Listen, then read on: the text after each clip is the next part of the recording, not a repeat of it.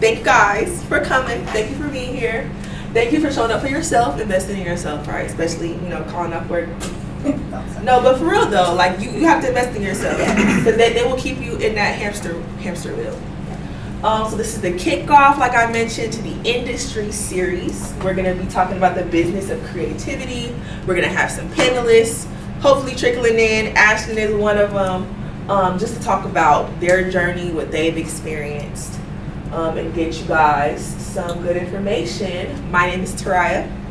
I am the founder of Connect Consulting Solutions. So I focus on coaching Black and brown entrepreneurs to shift their mindsets, right, from lack to wealth and abundance, and just connecting them with the different resources and support that they need to succeed. So I do that by providing personalized guidance and support, anything from forming your LLC to helping you navigate opportunities for funding and development. And if Dom will come up here real quick and just let you guys know who he is, my co-host. So I'm Dominique, go by Dom Root. I run the I Am Root brand. We've been doing shows in the Valley and just curating content since about 2013, 2014. And I just have a deep passion with the arts and kind of just supporting local and emerging talent, just to kind of realize their potential and take that next step. Because there's been so many people that have come through our platform that just started as a poet that just writes the stuff down, and then they come to an open mic or they come to a showcase, and then they begin to start taking that craft more seriously. So I'm excited to team up with you, so folks that kind of engage with our content or engage with our platform could also learn what is actually necessary to take that next step. If it's setting up the LLC, setting up a sole proprietorship, how can I get some write-offs because I'll store all my stuff inside my apartment, or I go to all these meetings and I'm traveling. So excited to be here, excited to collaborate. Thank you. I love that. Collaboration is key, y'all. So before y'all leave, y'all got to talk, right? And figure out how y'all can work together. I'm serious. Partnership gets you everywhere. Okay, so disclaimer. Obviously, we are not legal or financial advisors. So the content that's presented here is going to be for educational purposes only and merely cites our own opinions. In order to make sure you're making the best legal and financial decisions as to your needs, you have to conduct your own research, talk to local licensed professionals if necessary. Don't take my word for anything. Fact check me, please, even though I'm probably right. Copyright notice. So all content in this presentation is the ownership of Connect Consulting Solutions, or it's the property of Connect Consulting Solutions. If you guys want to use the material, you can email me, contact us at connectconsultingsolutions.com, but I'll also be sending out the recording of today. So top left and right corners are QR codes. You'll have the Connect Consulting QR code in front of you, but the I Am Root QR code is top right. If you want to grab that, it'll also be coming up at the end. So by the end of this presentation, you should be able to engage in a productive discussion with a CPA or business attorney about what your options are, right? We have to make educated decisions, which leads me to the next bullet point.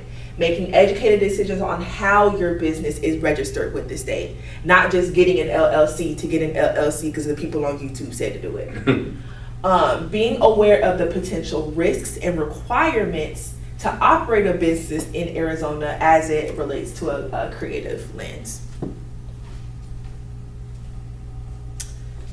So high level, the meat of what we're going to talk about. These are the main categories of business structures, right? So you have sole proprietorships.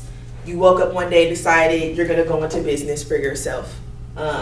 You started selling your product or your services. You didn't file any formal documentations with the state. You didn't pay any fees. It's just you, yourself, and you. There's no legal distinction between yourself and the business. So that means that all the profits and losses that you accrue, you as the owner are personally liable and responsible. Are either of you operating as a sole proprietor right now? Have you filed for your LLC yet? Both of you? Okay, good. So partnership, 2 or more owners sharing the management of the company, sharing in the profits and losses as it relates to the terms of their partnership agreement, which we will talk about. You, your auntie, your cousin, your best friend decided to start a business, still haven't filed any official documentation, you still haven't paid any fees. Now, on to the LLC. So the LLC is a flexible business structure. Everybody wants one, everybody has one. People don't realize what it even does for them, right? So it's gonna combine the flexible business structure and limited liability protection that you get with a corporation with the tax benefits and the operational flexibility of a partnership. And we're gonna talk about that. We're gonna talk about that over the next few slides. Corporations. Legal entity is completely separate from you as the business owner. It conducts its own business, it owns assets, it enters into contracts on its own behalf. It's going to be the most complex. Well, alongside a nonprofit, I would say a nonprofit gets pretty complex too. The nonprofits are potentially tax exempt organizations that exist to serve a specific mission or purpose. It is not meant to generate profit for its leaders or its employees. It's usually charitable, educational, religious, so on and so forth. Now, there are way more entities than this, right? You have limited and limited liability partnerships. You get into all different types of versions of corporations, professional LLCs, right? But we're not going to dive into those today. That's why it's super, super important for you to understand, have a basis of understanding so that you know what your options are and what the most strategic structure for your business is going to be.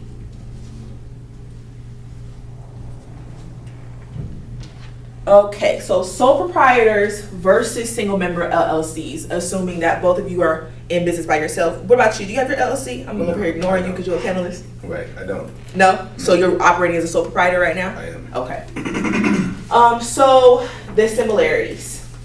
Obviously, one owner, right? In both scenarios, it's going to be one owner who pays personal income tax on the profits that they earn.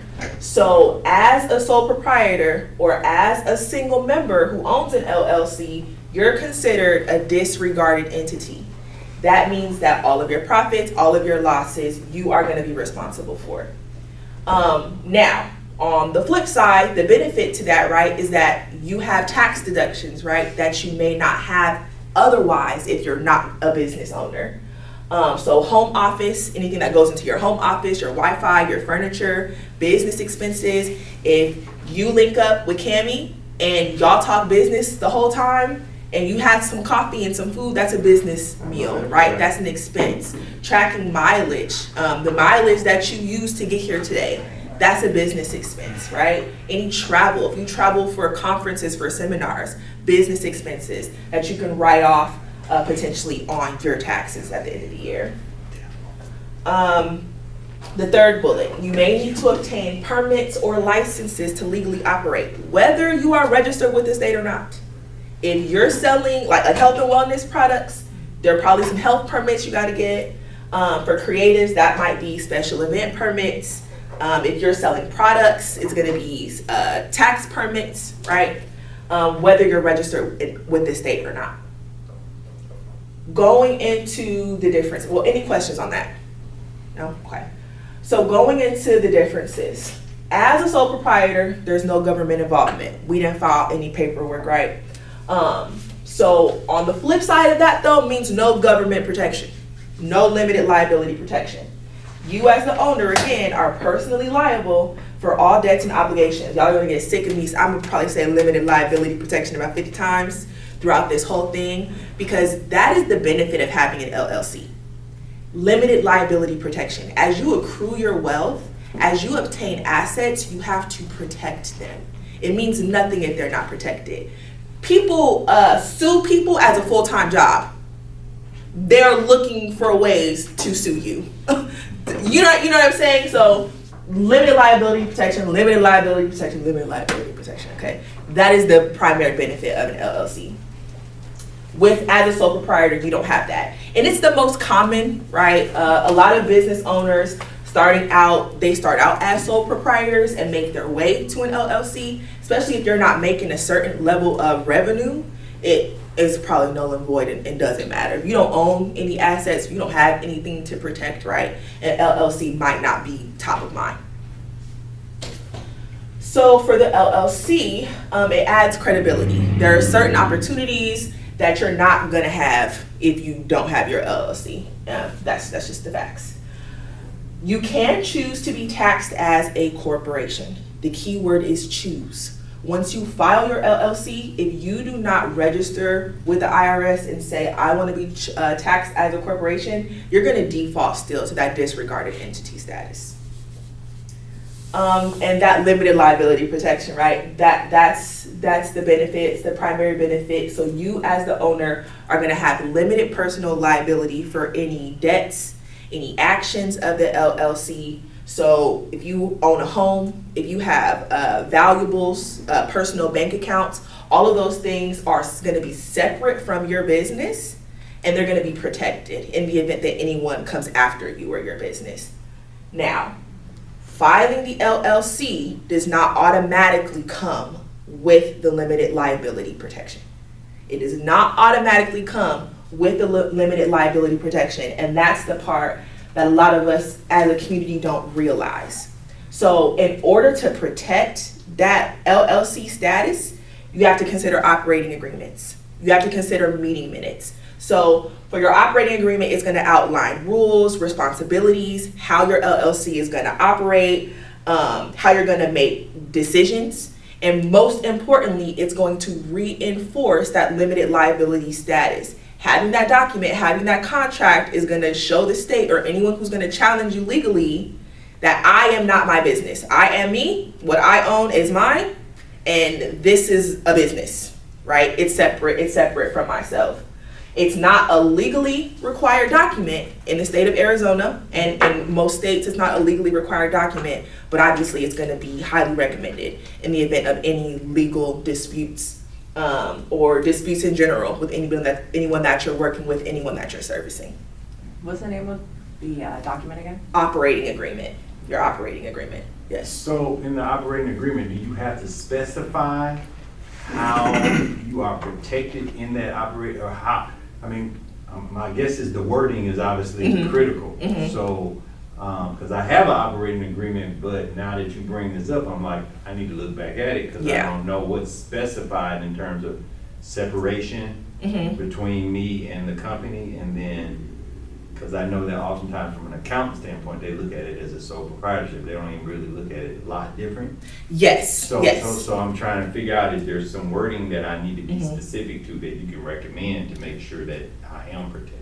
So when it comes to the taxes, yes, you're still going to be looked at as a sole proprietor. Right. You're a disregarded entity if it's just you, yourself, and you owning the LLC.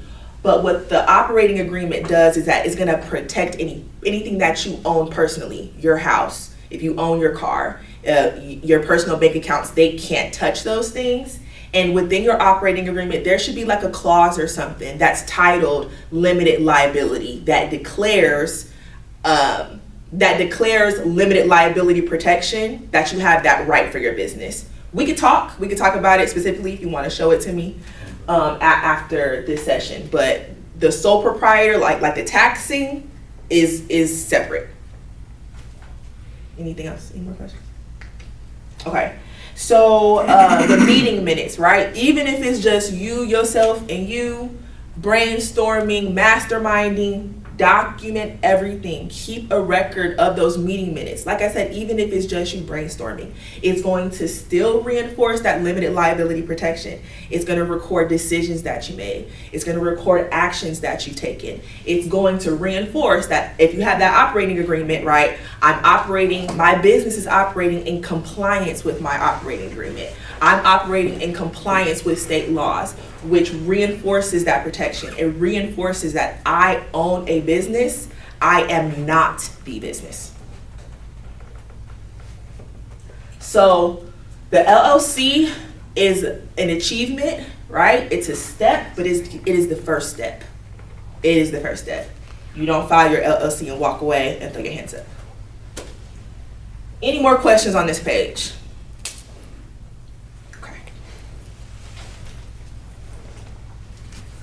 Okay, so partnerships. I didn't get to ask you guys, are you guys operating as sole proprietors? I know do you have your LLC already? Yeah, what about you? So I have my LLC as well, but it's still in the early stages. Yeah. I haven't Okay. done anything much more. Okay. Any partnerships in the room? Yeah? Okay. So partnerships and multi-member LLCs. So there are just some nuances if you own an LLC, just you, and if you own an LLC with another individual, with another business, right? Because a business can own another business.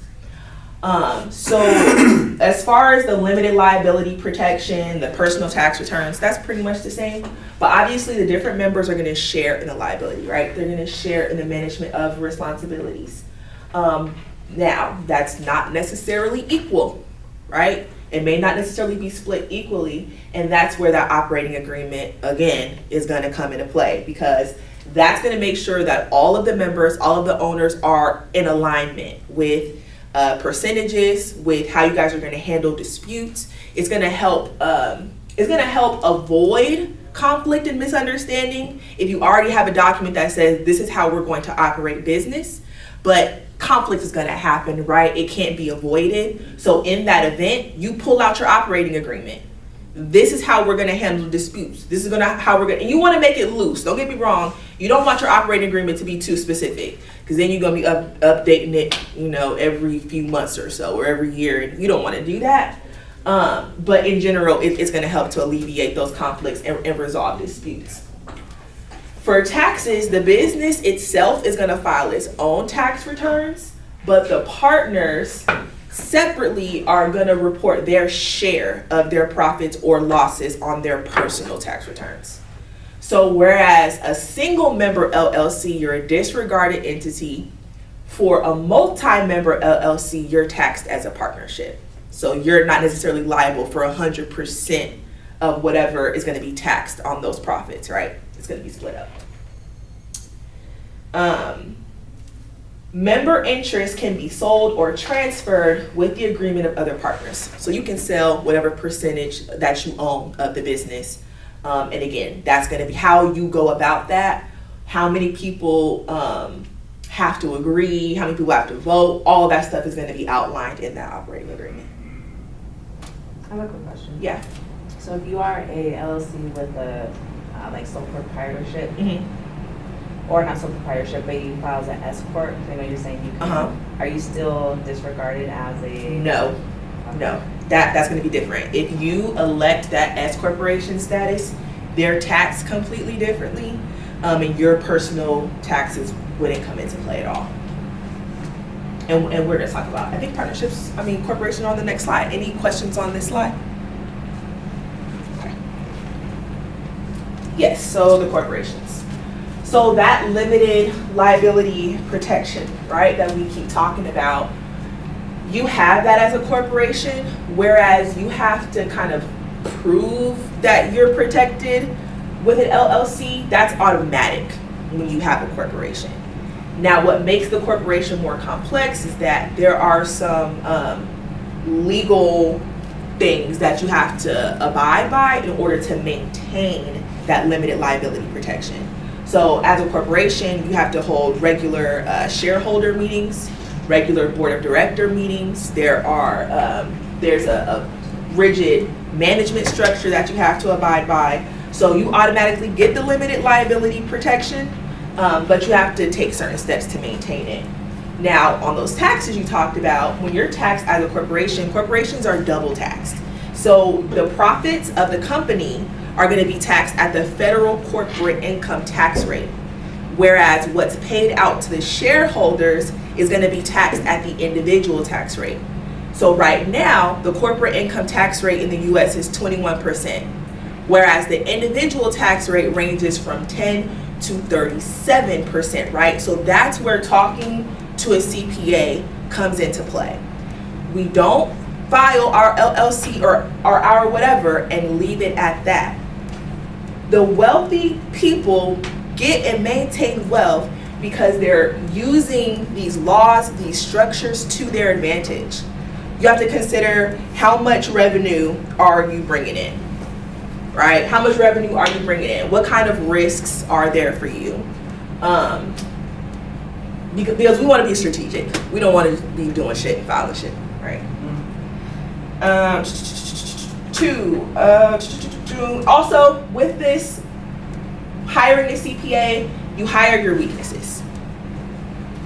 As a startup, a lot of times you have limited access to capital, especially in our community. A lot of times we're not starting up businesses with other people's money. A lot of times it's self-funded. So it's easy to want to penny pinch on the professional services, but when you get to a certain point in your revenue and your income, you cannot afford to not hire a professional. It's a long-term game. We're looking to build wealth, we're looking to maintain it. It needs to be sustainable wealth, right? You don't know tax law, right? You need to build an ongoing relationship with a CPA, with a tax strategist, so that along your journey, you're keeping track of where you are. Do I need to reevaluate my structure now? Do I need to reevaluate my tax strategy now? Do you have referrals for that? I do. I have a couple referrals for a CPA that I can get to you guys after. I love that. Yeah. Black people too, period. Yeah, so don't waste time Googling, you know what I mean? Googling and piecemealing information. Your job is to hone your craft. This is not your craft. And that's okay. Everybody has a job, a role to play. So there are C corporations, you mentioned the S corporations when it comes to tax status. We're not going to dive deeply into that today because, again, I am not a CPA. The business files its own taxes. As I mentioned, no personal taxes are going to be involved. There's a more rigid management structure. So standard corporate management structure consists of board of directors, executive officers, shareholders, and employees. Obviously, it's going to vary depending on the size of the corporation. But generally, LLCs are more flexible in that management structure, right? But the structure is designed to ensure that the company is running in the best interest of the shareholders. That's why it's so rigid. So LLCs can issue, corporations can issue stock to raise capital. Whether you're privately owned, your goal might be to become publicly traded, right? Then we start talking about venture capital and all, which is a whole different kind of conversation, but the vision where you're going is important to think about. Any questions, comments, concerns, emotional outbursts so far? Okay, so things to consider when you're choosing how to register your business. The risk. So risk for music industry, that might be copyright infringement, royalty disputes, protecting your own content right with your own copyright, considering whatever industry specific risks and liabilities may affect your business. If you prepare a blend or something for somebody and they have an allergic reaction and they decide it's your fault, you know what I mean, they're coming after you, having business insurance, all of those things. You want to consider all of the risks. You want to look at your assets. How much personal liability protection do you need? What is the value of your personal assets? How much do you need to protect? Taxes. So you want to look at the tax implications. You want to look at different savings you can have from different types of business structures. Obviously, as we've discovered, they're not all made equal. So you want to think about how much revenue you're bringing in, how much profit you have, how much loss you have, how much money you can save, again, by graduating from a sole proprietor to an LLC to a corporation, and so on and so forth. Cost and complexity. Can you afford it? Registering a corporation costs money, costs a lot of time, it's very complex. Is what you're trying to protect, are your assets enough to even go through that process? So, sidebar, I read an article. You guys know who the Getty family is? Oil tycoon family, like 1%, the top of the 1%. I think he was like the richest man in the world at one point. I read an article. The whole article is about nothing but tax evasion. Okay, nothing but tax evasion. That's all they do. That's all they do is figure out how to not pay taxes. I put a stat down. 28%. So the top 1%, right? 28% of the nation's unpaid taxes amount to the annual shortfall of more than $160 billion that they are keeping in the family. Okay? We need to keep it in the family too. Okay? So you got to think strategically when it comes to business structure. And then your vision, right? The long-term vision for growth, expansion. Do you want to get investors involved? Do you want to go the VC route? Is your goal to sell this company? Do you have an exit strategy? Do you want, like I said, do you want to keep this in the family? Is your goal to pass this business down to your children? Thinking about those things when you register your business. Questions on this page? Comments on this page? Okay, so nonprofits. Last but not least.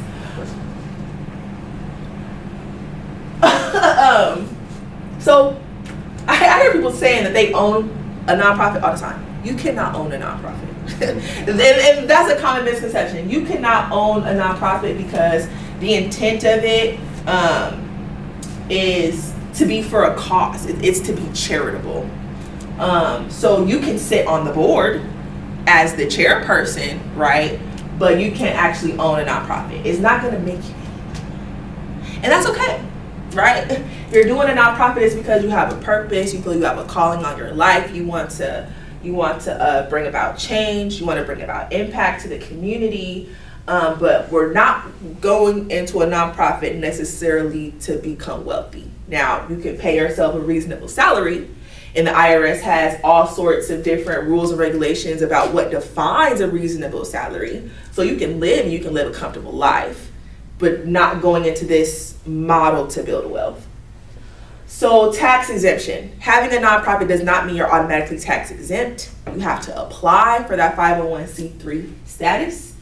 And with the nonprofit comes all of the government regulation, right? Because they want to make sure that you're not getting a nonprofit and getting this tax exempt status just to make some money under the table. Any nonprofits? Anybody have a nonprofit? No? Okay. All right. That was quick and fast. So obviously, this is how you can contact myself or Dom. All of our information is here. QR codes are here. Thank you guys for coming. Any questions at all? Any dialogue, discussion y'all want to have? So, if we want to how do we contact you? 'Cause that's what I want to know. Yeah, so my business card is at every table. Those are my old business cards, but I had to get them up off me. And they have that QR code. That's my digital business card. So when you go there, you can save my contact information to your phone. You can send me your information. If you join the mailing list, the recording from these slides, I'll send those out as well. My website is on there. Everything is going to be on that QR code in front of you. Okay. Thank you. Of course. Thank y'all. Okay, so panel discussion. I mean, it's a small room. Y'all don't necessarily got to get up in the front unless y'all want to. Y'all want to get recorded. Yeah, do it. So get some content. Dom, you gonna introduce the panelists? Absolutely. So I'm recording everything.